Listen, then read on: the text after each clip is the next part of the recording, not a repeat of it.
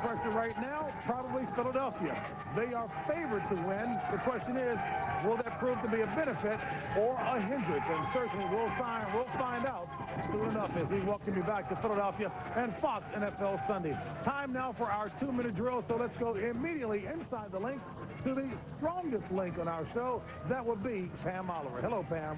Hey, JB, when Donovan McNabb first came out today, he experimented with wearing a glove on his left non-throwing hand. When I asked him about it, he said he was wanting to see how that would affect his grip. He was looking for an improvement on his grip. But when he came out for team warm-ups, he was not wearing the glove, so at least he is conscious of the possibility that maybe the field could get slick or things could go wrong in terms of how the quarterback has to handle the ball. Now for more on the Atlanta Falcons, let's go over to Cris Myers.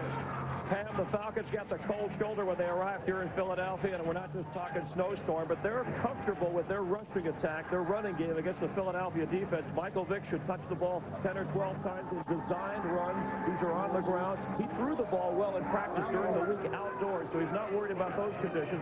His tight end, Algie Crumpler, said they want to get an early lead on the Eagles. If they get out in front, they think they can turn the Philadelphia crowd against its own, against the Eagles, given their championship history. And Jim Mora, the coach, told us, and this is his quote, "We're a dome team, but we don't play like a dome team. We play smash-mouth football. Today, it'll be more like frozen-mouth football." Now let's go back to JB.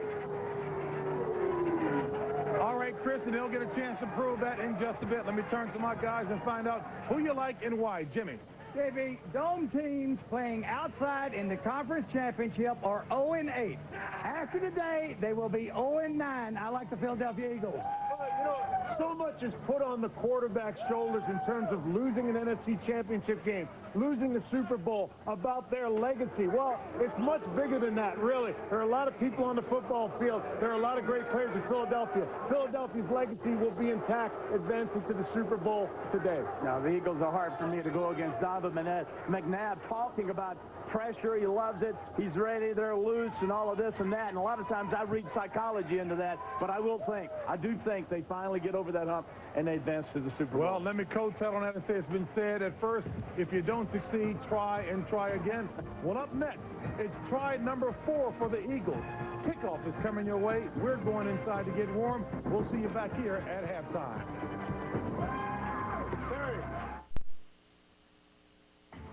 The legacy of the quarterback. Greatness is measured not by their speed, not by their strength, not by their agility. For the quarterback, greatness is measured in winning and achieving football's ultimate goal. Rarely have two quarterbacks with more talent met with more on the line. Today, one of these two will reach football's biggest stage and be one step closer to fulfilling their legacy. Donovan McNabb and the Philadelphia Eagles, Michael Vick and the Atlanta Falcons. Who's going to Jacksonville? We welcome you to Philadelphia, and we welcome you to this NFC Championship game. Philadelphia, Atlanta. Winner goes to the Super Bowl. And now welcome to the broadcast booth, everybody. I'm Joe Buck, Troy Aikman, and Cris Collinsworth in just a second. Well, the Philadelphia Eagles have a chance today to erase a lot of frustration if they can finally get past this round and into the Super Bowl for the first time since the 1980 season. On the other side, you've got the Atlanta Falcons, who roll in a supremely confident team, and they boast one of the best athletes the NFL has ever seen in Michael Vick as they play under first-year head coach Jim Mora. Troy Aikman, you're first up.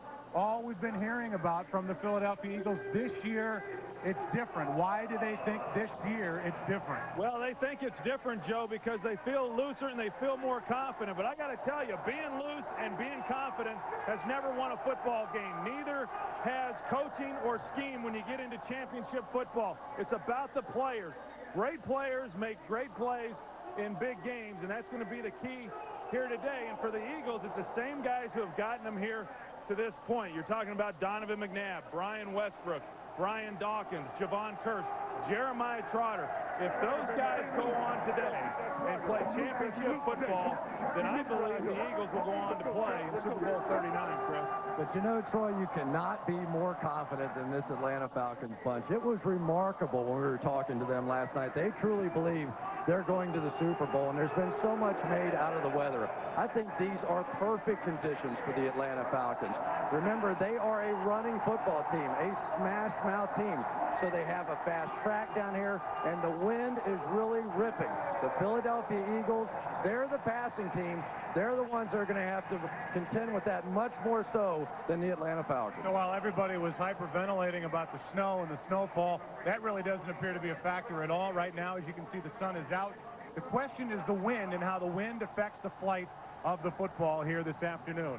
There's still time to select your singular fantasy football team for this week. Text message play to 63504 on your singular wireless phone or vote on foxsports.com. Two African-American quarterbacks going head-to-head for the first time in the history of the NFL in a conference championship game. A historic day here in Philadelphia. Right now, let's go down to the field and check in for our national anthem. Ladies and gentlemen, the 100 individuals you see before you represent all branches of the United States military. They are some of the 450 individuals from the military and local charitable organizations that the Eagles are hosting at today's game in honor of their service to our city and our country.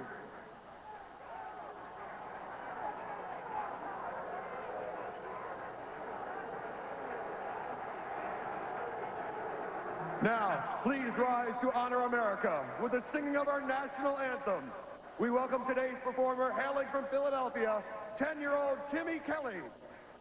Here to present our nation's colors is the United States Navy.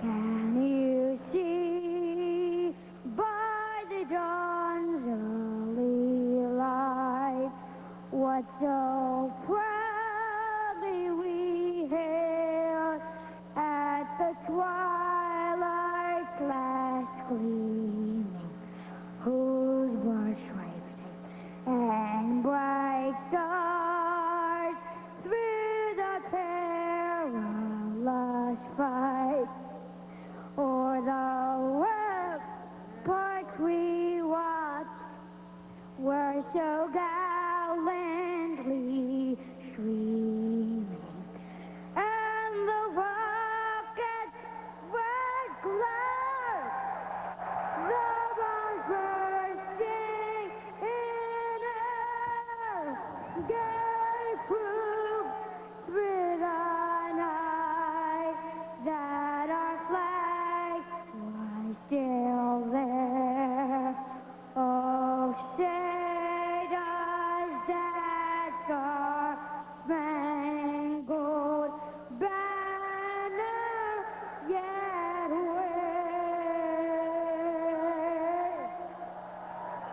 o'er the land of the free and the home of the